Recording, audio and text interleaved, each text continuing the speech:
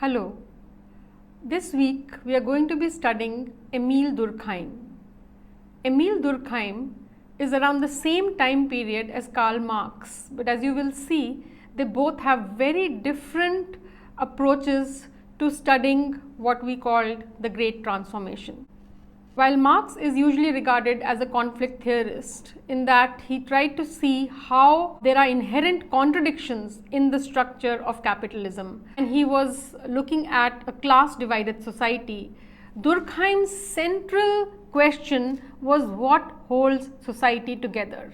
And therefore, we look at Marx as trying to understand these structural contradictions and conflict, and we look at Durkheim, who's trying to see what is bringing society together, how is society ordered, and how does it function.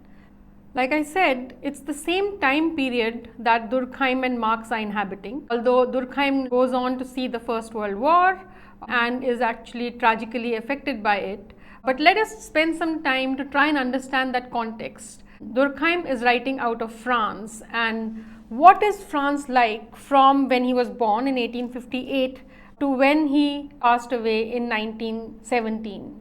And considering this is a lecture for an Indian audience, it's also important to note that in 1858 is when the British Empire in India gets firmly established after the 1857 mutiny. And moving back to Europe, it's very important for an understanding of Durkheim to see that Charles Darwin's Origin of Species comes around 1859. Auguste Comte, we have already read, has coined the term sociology, and Herbert Spencer in 1873 writes one of the key texts which Durkheim refers to often in his works, called The Study of Sociology. It's also a period where there are immense changes happening. In Durkheim's words, society is moving from what he calls a traditional society to a modern society. And this means changes at the economic level, this means changes in culture, this means changing in social structures. Things that were taken for granted are no longer the same. Social bonds are no longer the same. There is a lot of division of labor, as you will see in my next lecture, which is based on one of Durkheim's first books. Today's lecture I am focusing on his second book, The Sociological Method, because that really outlines his approach even to studying the division of labor in society. In terms of changes, let's see what France is like. Durkheim moves for his university studies to Paris, and in 1889 we see Paris has the Eiffel Tower is inaugurated. I've put up here a painting of the boulevard. We spoke about the boulevard in Paris in one of our previous lectures. So you see there is a lot of urban transformation happening that he is witnessing in his time there. Industrial revolution is showing its effects. One can see the exploitation of labor, the breaking structures, the highly alienated workforce, and Durkheim is also very interested in these changes, but he's an optimist. So he's also thinking that society is still holding together. There are new kinds of institutions, there are new kinds of structures that are forming, and he is very keen to study those.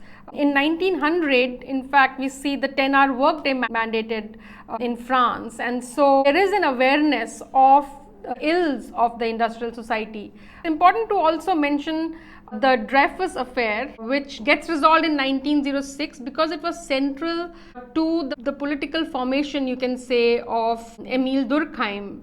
Alfred Dreyfus was in the French military, a Jew, quite like Durkheim. In fact, he was Durkheim's brother-in-law, and he was tried unfairly as a consequence of the growing anti-Semitism. And Durkheim joined a whole group of activists who were resisting and raising a voice against this arrest. Eventually, in 1906, Alfred Dreyfus is cleared of treason, thus again raising Durkheim's hope and belief in the emerging legal system of France. 1914, the First World War, and this had a tragic consequence for Emile Durkheim. He lost his son. He also lost a lot of his students to the war, and this had a significant impact on him. He only lived 2 years beyond that. I also put up 1915 General Theory of Relativity to show you what's happening on the science front. So in his lifetime, he's seen Charles Darwin and Einstein. This is also the time, just for you to place, when Van Gogh paints the Starry Nights. Around this period, we see the publication of Alice in Wonderland, see Sherlock Holmes. Jules Verne is writing around this time. So that's the Europe. Intense, massive transformations, but also a vast amount of what we consider now as classic literature, masterpieces in art, and major political transformations and economic transformations happening in the birth to that period of Emile Durkheim. In terms of his own writings, Durkheim's one of, he writes his book Sociological Method, which I'm talking about today, but one of the central projects of his life is to establish sociology as an academic, scientific discipline in the academy, and he does it quite successfully. In fact, towards the end of his life, he goes on to chair Department of Sociology. So in 1893, he publishes The Division of Labor in Society, which would be the subject of our next lecture. This comes out of his doctoral dissertation, and the next book that comes out almost a year or two after that is The Rules of the Sociological Method. He's following similar rules in The Division of Labor in Society, but he elaborates on the methodology in The Sociological Method. His quest to establish sociology as a key academic discipline, he establishes the journal L'Année Sociologique, the annual journal of sociology, which in fact he edits, and his wife Louise was also central in helping him with many of his manuscripts, and also doing a lot of administrative tasks related to this annual journal. In 1897, he publishes his study on suicide, again following the sociological method, and then he has somewhat of a shift in his subjects that he studies in some ways, and he writes the elementary forms of religious life. We will also study this.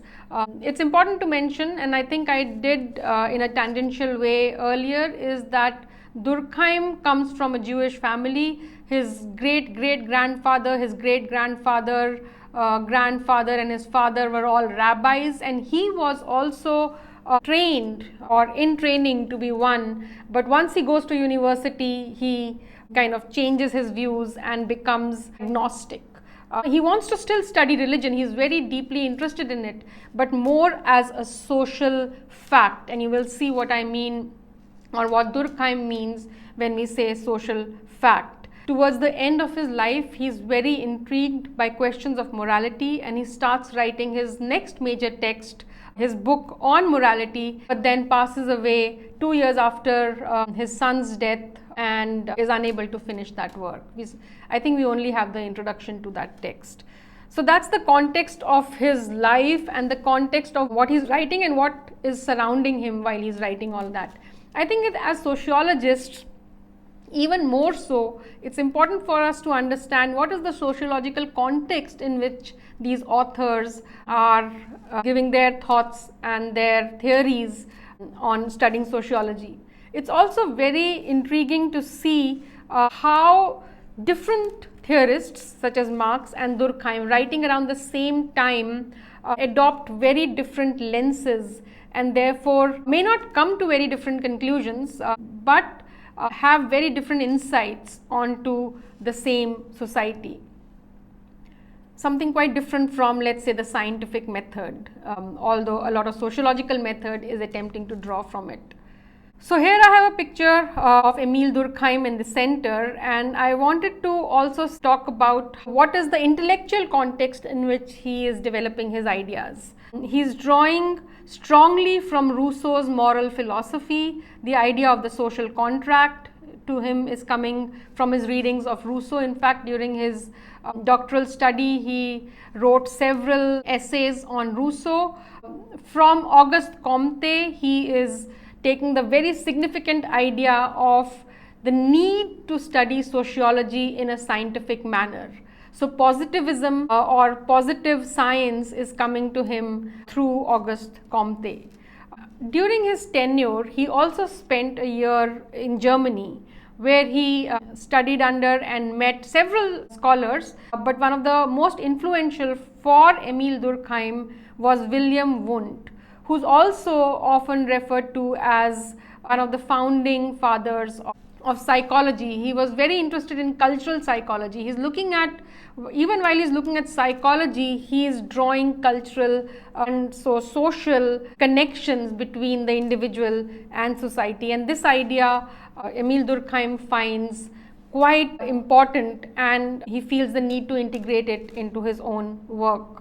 Around the same time, Herbert Spencer, like I said before, Durkheim is born, he publishes his book on sociology, and Herbert Spencer is drawing on Darwin, which then Emile Durkheim also takes on, the idea of the organism and the idea of evolution, and how this evolution is also leading to, in some ways, a division of labor or a division of functions between the multiple organs inside a body, and how they complement each other, and that this is an evolutionary process. So from Spencer, Emile Durkheim takes that idea, although there are many aspects of Herbert Spencer which he critiques in his book, but this one idea stays with him through his text.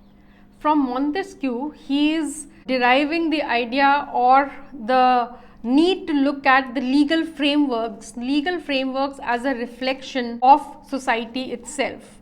And there are many others. I've put in a few just to show also that intellectual ideas do not come out of a vacuum. There is a history to intellectual ideas. And in some ways, Marx also showed us that, and we will do that at much greater length when we look at Michel Foucault's work. But this is the intellectual universe that Emile Durkheim is working with. This is the cover of his book, Méthode sociologique. I'm going to give a little bit of an introduction to what he's writing about in this text.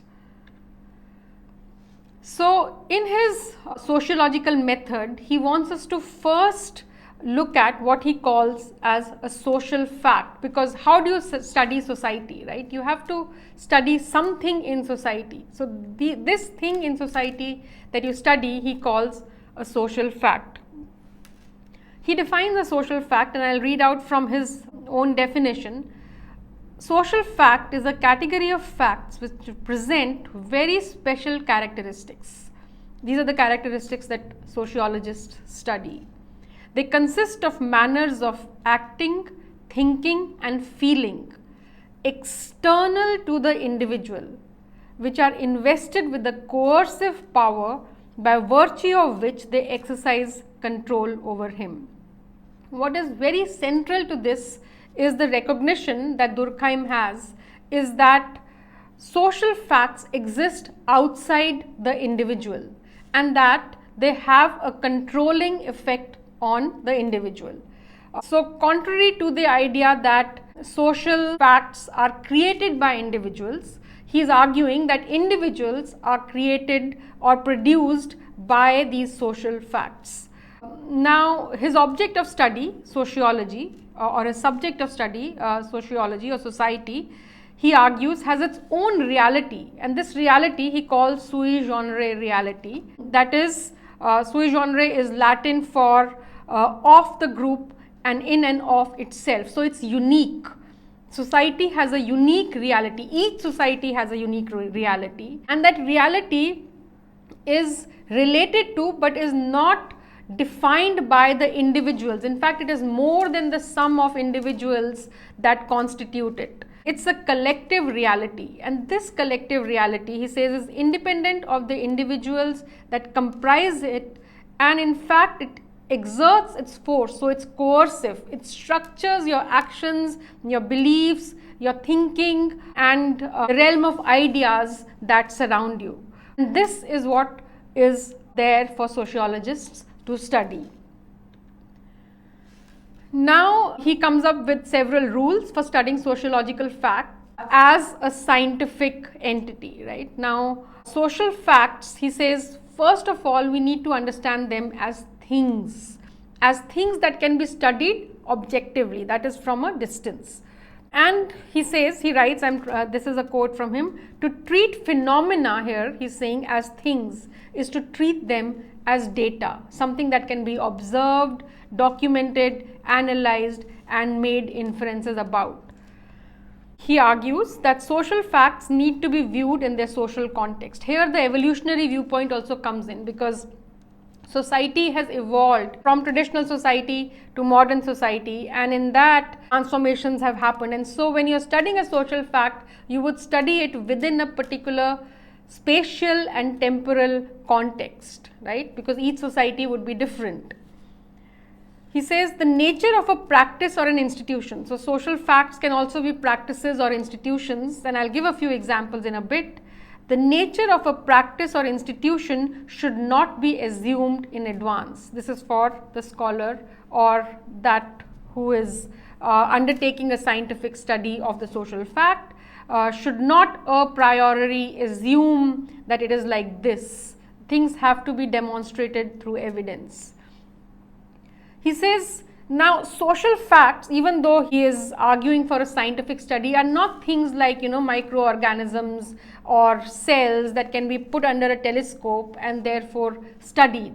How does one study social fact? He says that what one needs to do is identify other processes that would be measurable but then are related to social fact, and he'll demonstrate that in division of labor and in suicide. So you take a measurable phenomena. For example, if you want to study social cohesiveness and community participation in the elderly, how do you measure it? Well, what you can measure is their engagement with the church, their involvement in community events, the frequency of their social interactions. So these are measurable things, and these measurable things can give us insights about the social fact that he's wanting to study, such as what is the level of social solidarity amongst the elderly folks, right? So this is one example. Other examples of social facts could be marriage, because he says that a social fact is not something that is invested in the individual, and it surpasses the lifespan of an individual. So whether or not one chooses to marry, marriage as a social fact remains, and it gets passed down from generation to generation. So individuals can kind of differ from it, but the fact that it affects the views and the beliefs and the sentiments of society remains. Now, Durkheim tends a lot towards finding the ideal society, right? And therefore he says that when things are towards the ideal, and the normal here is not exactly towards the ideal, because there are some things that are still normal. Some amount of deviance is normal in society, he says. Some amount of crime he considers is as normal in society. It is when these things take large proportions, and this is something even Comte talked about, and I mentioned it in one of my previous lectures, but here Durkheim uses the word pathological. So that is when it becomes pathological, and when we look at his study of suicide, we will come across these terms normal and pathological once again. Lastly, in this lecture, before next time we'll move on to his next book, I want to mention that Durkheim's way of doing sociology, and he had a tremendous impact on the way we practice the discipline of sociology as an empirical discipline, even though he is not as well known, perhaps, let's say, as Karl Marx, but his impact on sociology is huge. And his way of doing sociology is often referred to as sometimes functionalism and sometimes structural functionalism, largely because what he's trying to see, as he's trying to understand what holds society together, how does society retain social order amidst great transformations. He's trying to see what the different components of society are and how they are structured and what functions each one serves. This is where he differs from Marx. While Marx will question the structure, he will critique the structure, he will show the structure itself to have contradictions and to be exploitative. Durkheim, in his way of doing sociology, is trying to basically understand what functions each one of these components is performing in order to hold society together. So we'll end today's lecture here, and I'll see you in the next class on division of labor. Thank you.